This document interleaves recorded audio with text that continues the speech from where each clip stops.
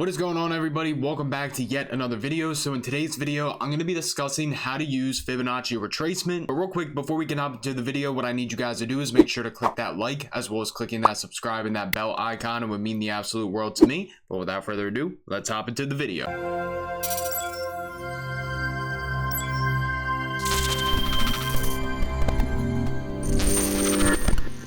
So if you're somebody who ends up buying the top of the move and you end up getting stopped out just to see the stock reverse and go the opposite direction, this video is going to be for you. So I know everybody loves to think that stocks only go up. However, stocks are going to make a retracement, which is going to give you a much better risk to reward, so a better entry to enter your trade. Therefore, if the stock does go against you, it's going to be less of a loss. However, it's going to give you the best entry possible, and you can find those entry points by using Fibonacci retracements. So if you're on Thinkorswim, if you go to this percentage sign right here, this is going to be your Fibonacci retracement. So now if we go to the monthly time frame on the SPY, essentially what you are going to do is you are going to take the low point, so the lowest point before the move occurred, and you're going to draw it all the way to the top of the move. Now you're not going to know this is the top until, you know, the stock you're trading or whatever you end up trading ends up pulling back. But anyways, we can see on SPY that this is clearly the top. So now from here, what you want to do is you want to go to edit properties, and you want to make sure that you are using 0.382, 0.5 and 0.618. You can take everything else off, and these are going to be the most common retracement points. Now in an extended uptrend or an extended downtrend, that 23.6% Fibonacci retracement does have some importance. So if we're looking at SPY, we can see that it tested as support 1, 2, but once it finally lost it, it continued to come down.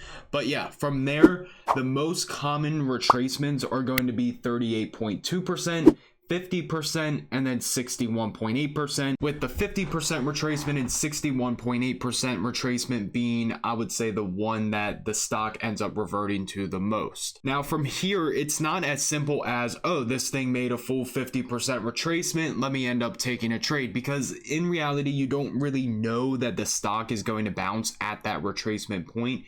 You also need to piece it together with other things like moving averages, the stochastics, and whatever other indicators that you like to use. But yeah, like I said, 38.2, 50, and 61.8% are going to be the most common retracements. So now if we go back to SPY, but now on the daily time frame, say you were somebody who didn't want to end up buying SPY at the top of the move, have it end up pulling back against you and getting stopped out just to see the thing continue to go back up, what you could have done this entire time was to use Fibonacci retracements. So if we're looking at SPY, here's the low of the move, and then here's the high of the move before it started pulling back. Well, if you want to look for a proper entry, again, take the low point to the high point, and what ended up happening with SPY, it made a 50% retracement and then came right back up above the moving averages. To me, this would be a buy signal, and as we can see, SPY continued to push up in price. Well, what did it do here? It set a new low, and then it ran all the way up to this high. What do we see with SPY? It dropped right back down to the 50% retracement yet again, and then continued to go back up. Now again, I wouldn't simply just buy it because it made the 50% retracement.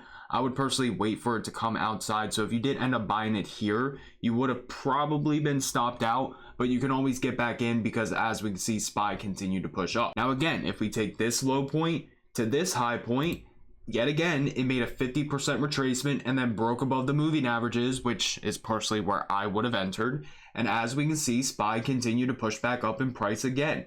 If we take a low point yet again and then bring it to the high point, SPY ended up making a full 61.8% retracement, breaking back up above the moving averages and then continuing the trend yet again. Well, let's take this low point to this high point. What ended up happening? It made a 38.2% retracement, went back up above the moving averages, and then it continued to push. Now here's the thing about Fibonacci retracements that is going to be very important to know, because a lot of people ask, what happens if it breaks on the opposite side of the 61.8% retracement?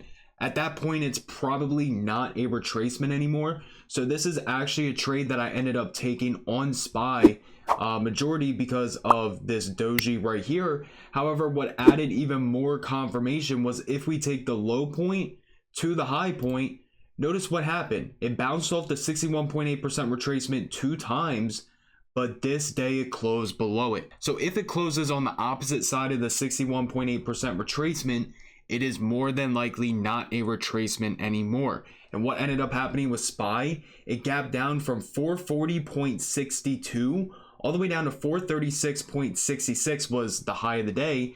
However, the low of the day was all the way down here at 429, which was an 11-point drop. So keep that in mind when it does come to retracements. Again, if it closes on the opposite side of the 61.8% retracement, it's more than likely not a retracement anymore, and it's more than likely going to go the opposite direction.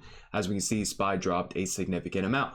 Well, guess what? If we take the low of this move, because as we can see, low point to high point, what ended up happening with SPY, it made a 50% retracement, bounced off 1, 2, 3 times, and then rallied to set a new high. Well, again, what do? High point, low point. Yes, it came below the 61.8% retracement in this scenario, but it did not close below it on the daily time frame. Tried to push up, set a lower high, and then as we can see, SPY ended up dropping significantly. Now, with Fibonacci retracements, you don't only have to use it to the upside, you can also use it to the downside. So as we can see with SPY, it ended up dropping a significant amount. Same thing to the downside. The most common retracements are going to be 38.2%, 50%, and 61.8%, with the 50% and 61.8% being the most popular. Well, if we take the high, the all-time high of SPY at 479.98, all the way down to this low right here, what ended up happening with SPY? It made the 61.8% retracement once, twice, 3 times, and then dropped all the way down to a low of 410, which we recently broke below. Well, what if we do it again? High point, low point, made the 61.8% retracement, dropped, and then set a higher high, tried to push back up, couldn't really hold, and then it dropped yet again. Well, let's do it here. High point, low point, made the 50% retracement right here, and then it dropped and set a new low. Let's try this high point to this low point. As we can see, came into that 50% retracement, and then it started dropping significantly, and now we're setting newer lower lows. Now, you can use Fibonacci retracements on multiple different time frames. You can use it intraday, like a 5-minute, 10-minute, 1 minute, 1 hour, 4 hour, really whatever time frame you trade, you can use a Fibonacci retracement. So let's actually see today. Let's try it from here to here. Let's see what we end up getting. As we can see, SPY made the 61.8% retracement on the 5-minute, denied it once, 2 times, 3 times, and now it's all the way down here at 396.55. But yeah, that's gonna wrap up how to use Fibonacci retracements. Again, I'm gonna make multiple different parts of this video, so if you guys do want to see those, make sure to comment down below. But if you guys did enjoy the video, make sure to click that like, as well as clicking that subscribe and that bell icon. It would mean the absolute world to me. Everybody have an amazing rest of your day, and I'll see you guys in the next video.